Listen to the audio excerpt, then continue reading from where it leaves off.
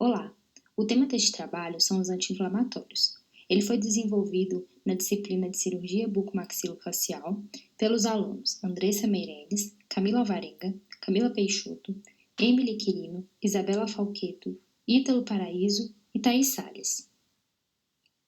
A inflamação é um evento que ocorre em tecidos vascularizados com a participação de células sanguíneas, proteínas, mediadores químicos e é considerada de suma importância para a eliminação da causa da agressão e iniciação do processo de reparo.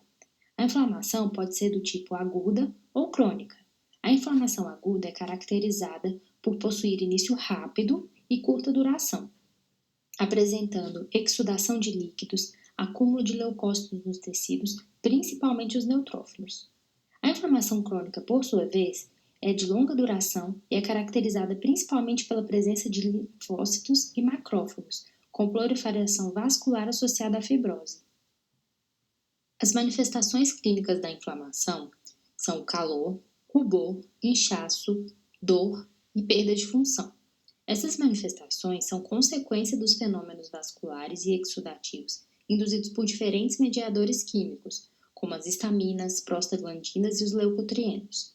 O resultado da inflamação aguda é a eliminação do estímulo nocivo, seguida do declínio da reação e o reparo do tecido lesado. No entanto, caso a lesão persista, a inflamação pode se tornar crônica. Essa é a cascata da inflamação e seus componentes.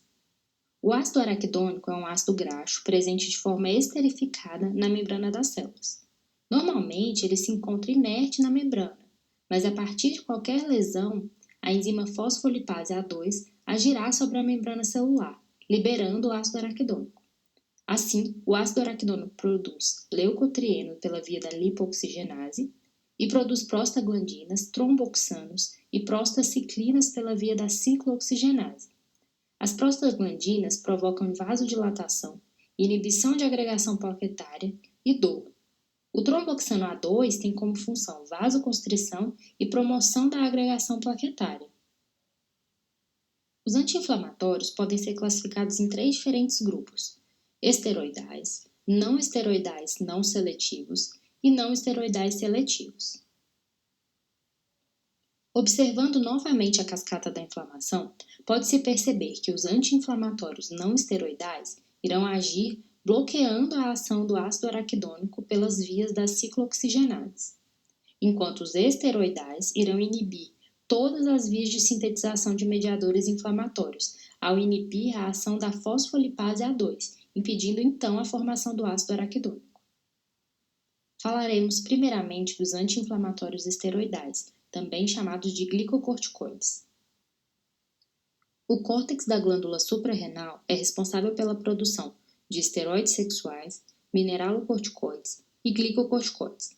Os glicocorticoides atuam no metabolismo de carboidratos e proteínas, além de possuírem ação anti-inflamatória e imunossupressora, características que são interessantes no estudo dos anti-inflamatórios. O cortisol também é conhecido como hormônio do estresse e é o principal glicocorticoide endógeno. Normalmente, sua produção é diurna, com um pico pela manhã, por volta das 8 horas, seguido de um declínio e um pico secundário no final da tarde. Saber o horário de pico é fundamental, pois devemos sempre manter o ritmo fisiológico do nosso paciente.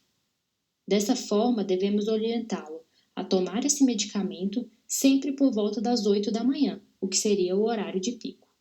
Alguns fatores podem afetar na secreção dos glicocorticoides.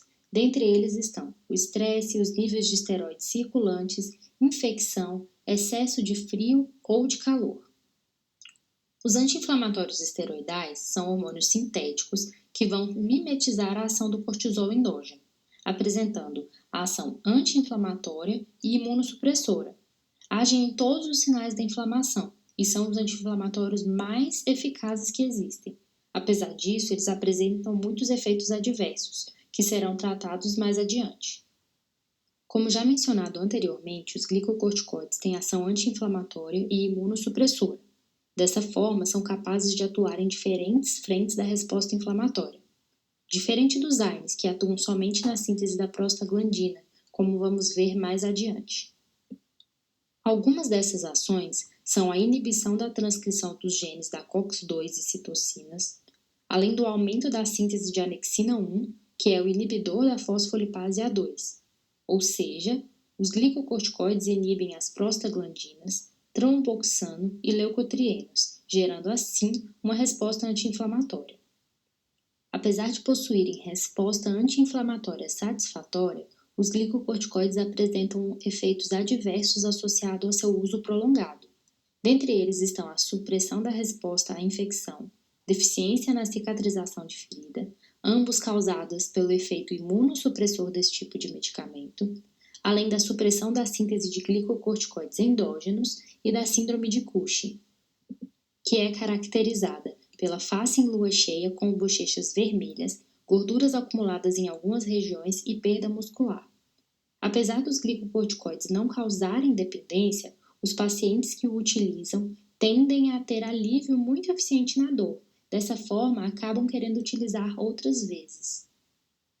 Existem também os anti-inflamatórios não esteroidais, dos quais falaremos agora. Os anti-inflamatórios não esteroidais também são conhecidos como AINES e possuem ação anti-inflamatória, analgésica e antipirética. Todos os AINES possuem a mesma ação anti-inflamatória. Eles são inibidores da ciclooxigenase, que é uma enzima que atua sobre o ácido araquidônico, que é responsável pela produção da prostaglandina. Sendo assim, eles inibem a produção da prostaglandina, que é responsável pela sensibilização dos neurônios. Os anti-inflamatórios não esteroidais podem ser divididos em não seletivos e seletivos. Os não seletivos atuam tanto na COX-1 quanto na COX-2. A COX-1 é constitutiva, ou seja, ela está presente em processos fisiológicos, enquanto a COX-2 é, na maioria das vezes, induzida durante um processo inflamatório. Os anti-inflamatórios não esteroidais seletivos, por sua vez, atuam somente na COX-2. Sendo assim, os anti-inflamatórios não esteroidais não seletivos atuam tanto na COX-1 quanto na COX-2. E devido à sua ação na COX-1, eles inibem a produção da prostaglandina, que é responsável pela formação de muco no trato gastrointestinal e, consequentemente, a proteção deste. Dessa forma, os AINES não seletivos são contraindicados para os pacientes que possuem úlceras no trato gastrointestinal. Pensando em evitar esse efeito adverso, foram desenvolvidos AINES seletivos, que atuam somente na COX-2. Os anti-inflamatórios não esteroidais seletivos agem inibindo a COX-2 do endotélio do vaso, onde são produzidos as prostaglandinas. Dessa forma, não há vasodilatação. Além disso, essa via apresenta uma diferença importante se comparada dos anti-inflamatórios não esteroidais seletivos. Ou seja, não há inibição das COX de plaquetas, as quais são células que não possuem COX-2 em seu metabolismo. Dessa forma, efetua-se uma vasoconstrição mediante a inibição de COX-2, uma agregação plaquetária resultante da não inibição da COX-1. Isso pode gerar a formação de trombos, levar a problemas como trombose, infarto agudo do miocárdio, embolia pulmonar, acidente vascular encefálico, aumento da pressão arterial, e por isso esses medicamentos são indicados apenas para pacientes que apresentam lesão no trato gastrointestinal e não para o uso indiscriminado, como ocorreu no início da apresentação deste medicamento. Cada anti-inflamatório não esteroidal terá vantagens e desvantagens, e cabe ao profissional avaliar qual é o mais adequado para cada situação, lembrando que todos eles possuem eficácia similar. De forma geral, para escolher o melhor medicamento, o paciente deve ser analisado, a experiência deste paciente, quais os medicamentos ele tem costume de utilizar, além dos efeitos adversos que ele pode apresentar, a toxicidade do medicamento e a via de administração mais fácil para esse paciente, para que ele possa aderir ao tratamento e dessa forma os sintomas sejam tratados da maneira correta. Entre os anti-inflamatórios esteroidais, temos como principais representantes a hidrocortisona, a prednisona, betametasona e a dexametasona. A hidrocortisona pode ser encontrada em forma de pomada, de concentração de 10 mg por grama, ou injetável na forma de frasco ampola, de 100 mg de hidrocortisona ou 500 mg de hidrocortisona. A pomada deve ser aplicada formando uma fina camada sobre a região afetada de 2 a 3 vezes por dia, e com a melhora do quadro, a frequência de aplicação pode ser reduzida para 1 vez ao dia. Já a aplicação da solução injetável varia de acordo com a gravidade do caso. Nos casos mais leves, poderão ser utilizadas doses de 100 a 500 mg, com a administração intramuscular ou intravenosa, a cada 2, 4 ou 6 horas. Nos casos mais graves, a dose deverá ser de 50 mg por quilo, com a administração intravenosa em dose única. As reações adversas variam de acordo com a via de administração do medicamento. A pomada pode causar sensação de ardência, prurido, irritação, secura, foliculite, hipertricose, erupção acneiforme e hipopigmentação. Já a solução injetável pode causar insônia, nervosismo, aumento do apetite, indigestão, insuficiência adrenal, síndrome de Cushing, catarata, glaucoma, hiperglicemia, entre outros sintomas. O uso da hidrocortisona está contraindicado em pacientes que possuam hipersensibilidade à hidrocortisona ou a outros componentes da fórmula, ou ainda aqueles que apresentam infecções virais. Além disso, seu uso deve ser cauteloso em pacientes idosos, crianças, gestantes e lactantes, pacientes com hipertireoidismo, cirrose, colite ulcerativa, hipertensão, osteoporose, tendência tromboembólica e pacientes com glaucoma. Devemos nos atentar também para o uso concomitante de hidrocortisona e medicamentos que inibem a CYP3A4, por exemplo, o ritonavir e itraconazol, uma vez que esses medicamentos acabam por inibir o metabolismo da hidrocortisona, aumentando sua concentração sistêmica. A prednisona pode ser encontrada em comprimido ou xarope.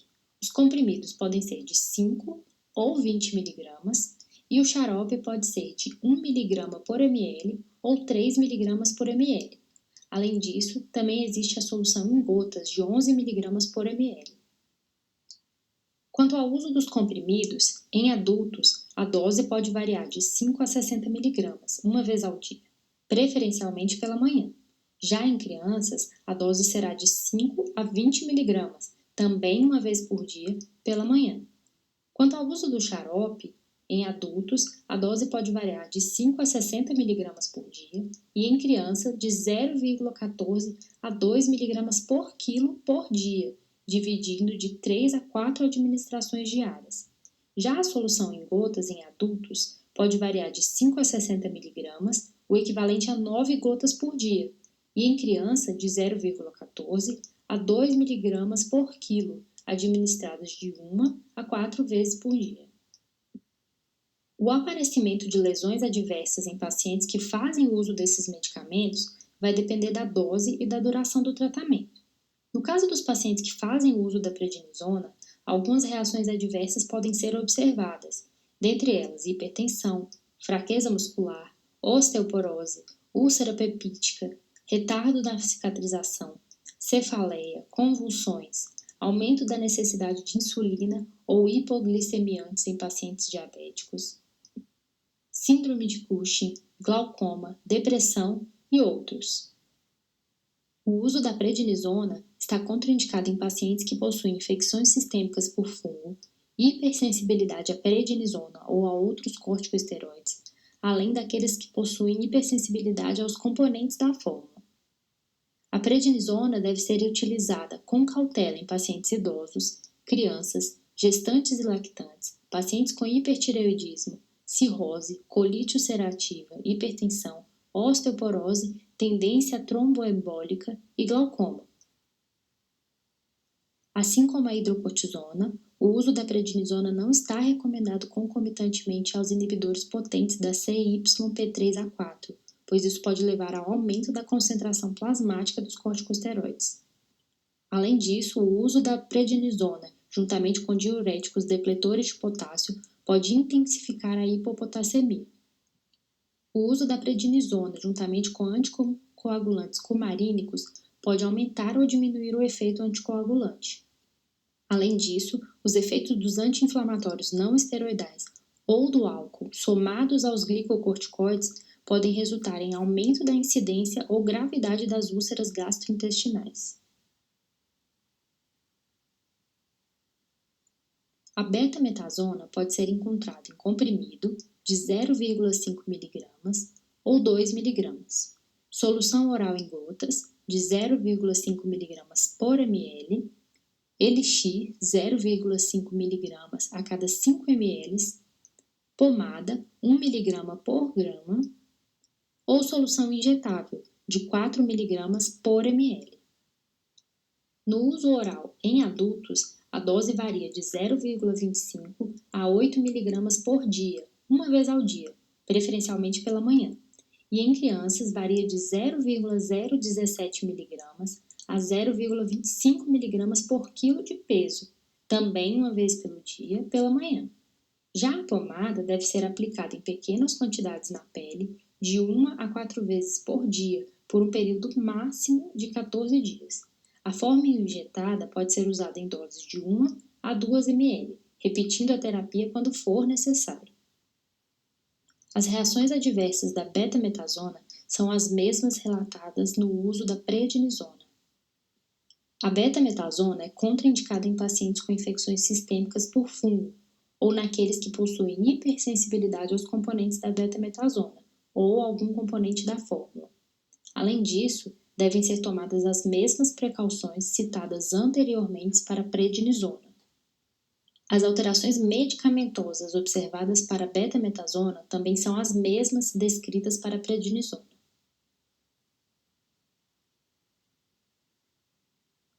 A dexametasona pode ser encontrada em comprimidos de 4 mg, elixir de 0,1 mg por ml, soluções injetáveis de 2 mg por ml ou 4 mg por ml e também pomada de 1 mg por grama.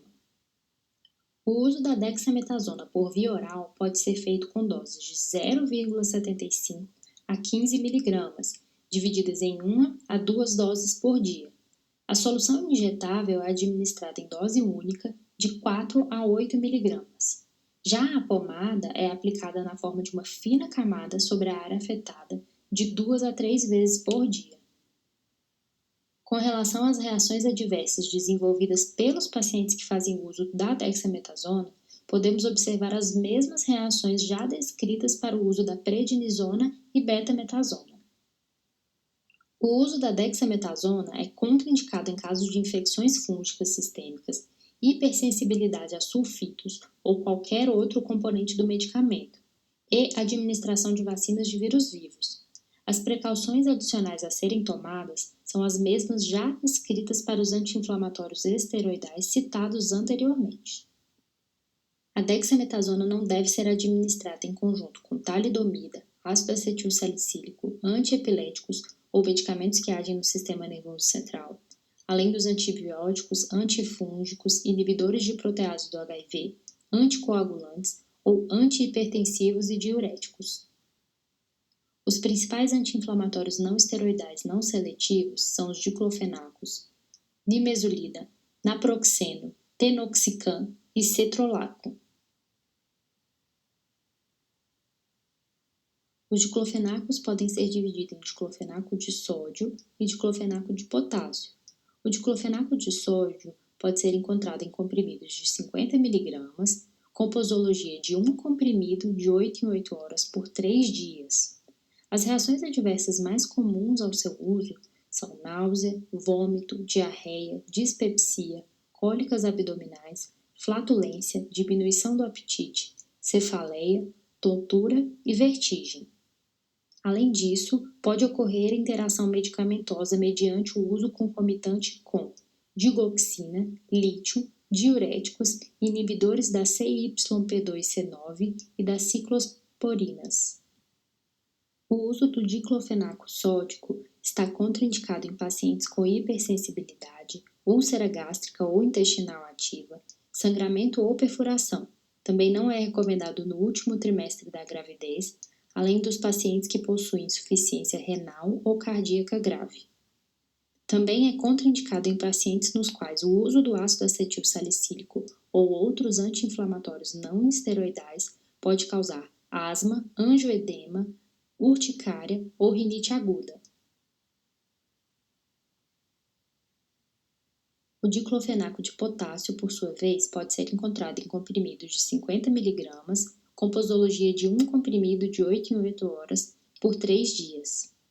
As reações adversas mais comuns relacionadas ao seu uso são cefaleia, tontura, vertigem, epigastralgia, náusea, vômito, diarreia, dispepsia, cólicas abdominais, flatulência, diminuição do apetite e irritação local. Algumas interações medicamentosas podem ser a digoxina, lítio, diuréticos, inibidores da CYP2C9 e das ciclosporinas. As contraindicações e precauções associadas ao uso do diclofenaco de potássio são as mesmas já descritas para o uso do diclofenaco de sódio.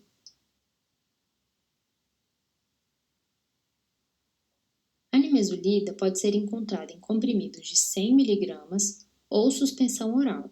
No caso dos comprimidos, a posologia é de um comprimido a cada 12 horas durante 3 dias.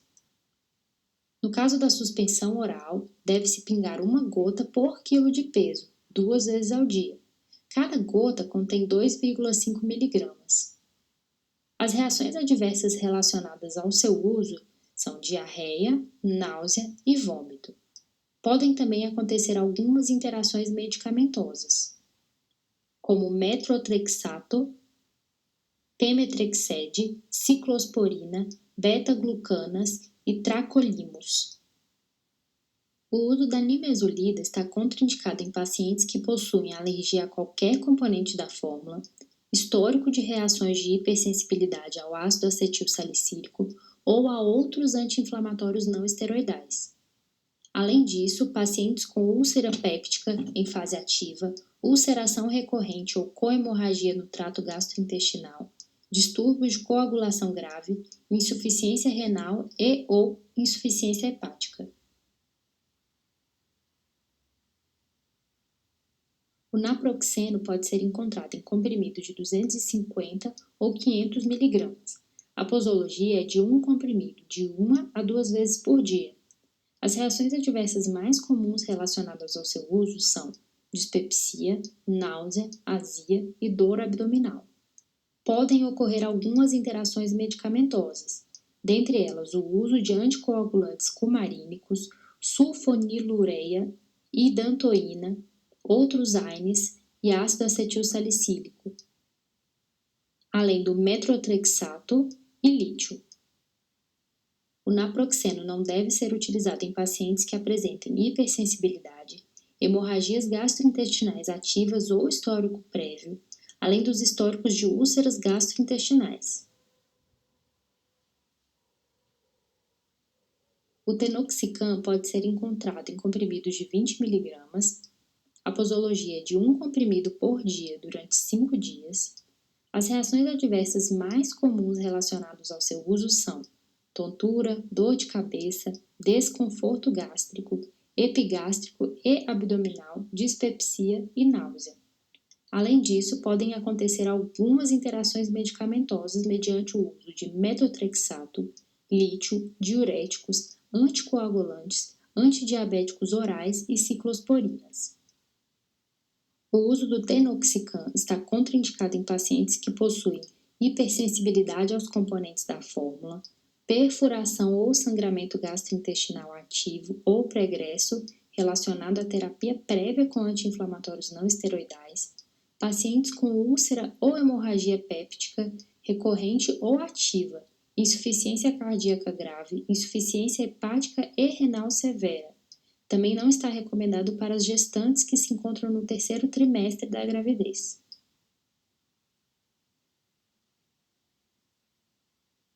O cetorolaco de trometamina, também conhecido como Toragesic, pode ser encontrado na forma de comprimidos sublinguais de 10 mg.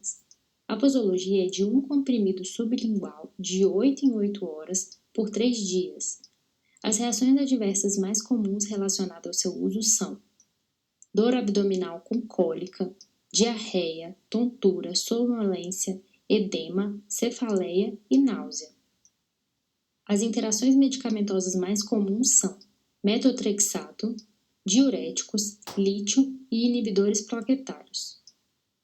O uso do Toragesic está contraindicado em pacientes que possuem hipersensibilidade a qualquer componente da fórmula, pacientes que possuem ulceração péptica, sangramento gastrointestinal, sangramento cerebrovascular, diastese hemorrágica, distúrbios de coagulação do sangue.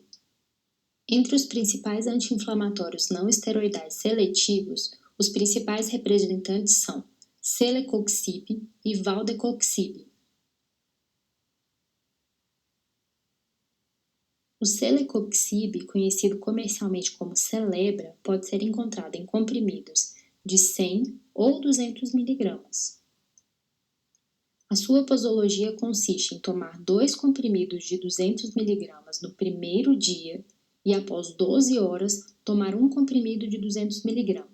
Nos dias seguintes, tomar apenas um comprimido de 200 mg a cada 12 horas. As principais reações adversas relacionadas ao uso do Celebra são aumento da incidência de infecções, insônia, vertigem, hipertensão, tosse, vômito, dor abdominal, úlcera gástrica, edema periférico e outros. O uso do Celebra está contraindicado em pacientes com hipersensibilidade a qualquer componente da fórmula, hipersensibilidade a sulfonamidas, asma, urticária ou reações alérgicas após o uso de ácido acetilsalicílico, anti-inflamatórios não esteroidais, doenças hepáticas, pacientes que possuem insuficiência renal grave ou aqueles submetidos à cirurgia de revascularização do miocárdio.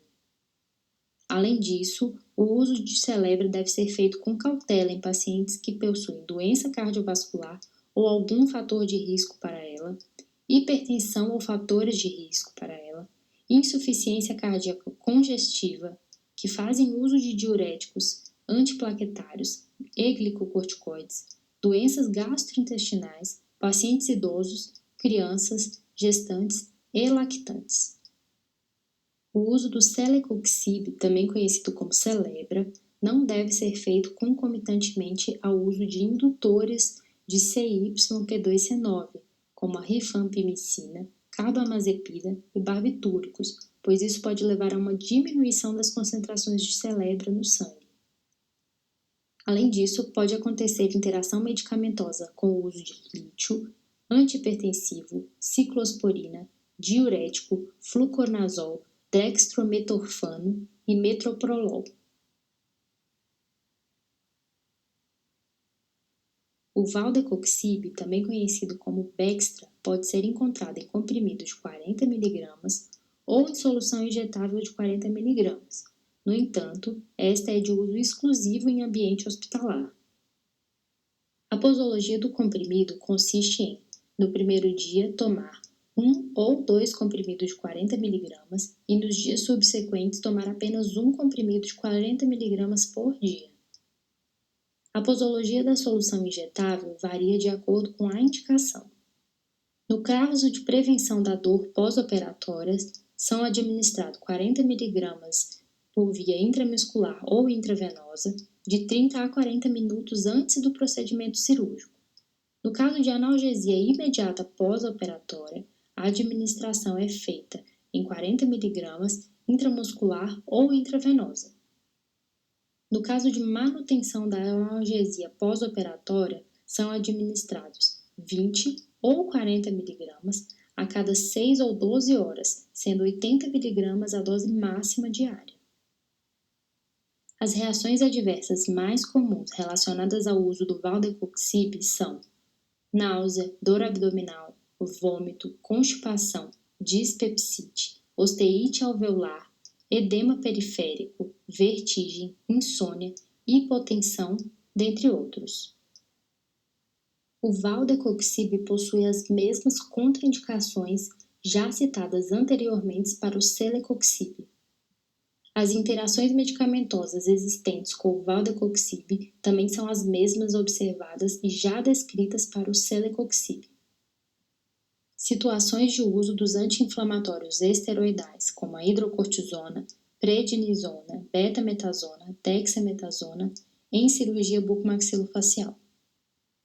Estes medicamentos são recomendados no caso de exodontia por via não alveolar, cirurgias pré-protéticas em que haja descolamento tecidual extenso, além da remoção de dentes inclusos ou impactados. Neste receituário, podemos observar a prescrição do acetato de hidrocortisona de 10 mg por grama em pomada para uma paciente que teve a comissura labial lesionada durante um procedimento cirúrgico. Neste receituário, podemos observar a prescrição da prednisona de 20 mg em comprimido. Um estudo clínico que teve como modelo a extração de terceiros molares impactados na mandíbula demonstrou que cerca de 70% dos pacientes que foram tratados com clonazepam 5 mg e betametasona de 4 mg, uma hora antes da cirurgia, não necessitaram de medicação analgésica no período pós-operatório. Por isso, a betametasona pode ser indicada nos casos de extração de terceiros molares inclusos, como pode ser observado na receita, a prescrição de betametasona 2 mg, 2 comprimidos para a gente conseguir chegar a essa dose de 4 mg. Para analgesia pré-operatória, pode-se utilizar a dexametasona previamente ao procedimento cirúrgico. A forma de apresentação desse medicamento, conforme a receita ilustra, é um comprimido de 4 mg, tendo como posologia um comprimido de 4 mg por via oral uma hora antes do procedimento. Situações de uso dos anti-inflamatórios não esteroidais não seletivos na cirurgia oral e bucomaxilofacial. Para analgesia perioperatória e tratamento da pericoronarite aguda, prescreve-se normalmente o analgésico de pirona sódica de 500 mg, 20 gotas a cada 4 horas, pelo período de 24 horas. No entanto, há casos em que a dor persiste mesmo após esse período, sendo indicado então a prescrição de nimesulida de 100 mg apenas por 2 dias. Então ela é apresentada sob a forma de comprimido de 100 mg e terá como posologia tomar um comprimido por via oral de 12 em 12 horas por 2 dias. Outra opção indicada para analgesia perioperatória, em que prescreveu-se a dipirona sódica 500 mg, 20 gotas a cada 4 horas pelo período de 24 horas, porém a dor persistiu mesmo após esse período, é o Toragesic. A forma de apresentação dele é um comprimido sublingual de 10 mg. A posologia é colocar um comprimido por via sublingual de 8 em 8 horas por 2 dias. O ibuprofeno, por sua vez, é apresentado como um comprimido de 600 mg, podendo ser usado em casos de contraindicação do uso da dexametasona ou da betametasona. A sua posologia é tomar um comprimido por via oral de 12 em 12 horas por 2 dias. Situações de uso de anti-inflamatórios não esteroidais seletivos. O celecoxib é apresentado em comprimidos de 200 mg e a sua posologia é ingerir 2 comprimidos na primeira vez e, a partir de então, ingerir um comprimido a cada 12 horas por 3 dias. O valdecoxib é apresentado como solução intravenosa de 40 mg. A sua administração é de um frasco a cada 24 horas, enquanto a administração de opioides ainda for indicada clinicamente, e essa administração é feita em ambiente hospitalar. Diante da realização desse trabalho, podemos concluir que existem 3 tipos de anti-inflamatórios: os esteroidais, os não esteroidais não seletivos e os não esteroidais seletivos. Os esteroidais podem ser sexuais, mineralocorticoides, glicocorticoides, sendo que os principais são a hidrocortisona, a prednisona, betametasona e a dexametasona. Os principais anti-inflamatórios não esteroidais não seletivos são diclofenacos, nimesulida, naproxeno, tenoxicam e cetrolaco.